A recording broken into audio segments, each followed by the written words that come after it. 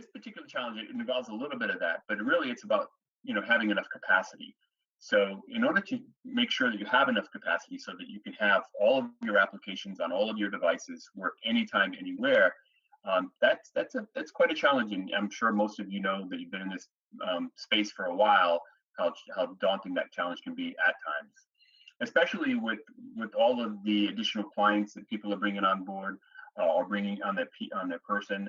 And then if you get into dormitories, there's a lot of devices in the dorm rooms, and then you have high density areas, and so on. So not only are there more devices showing up, that rate is climbing and climbing. And there's, of course, there are a lot of reports out there to show the astronomical, growth rate of all the different clients as we look into, 2020.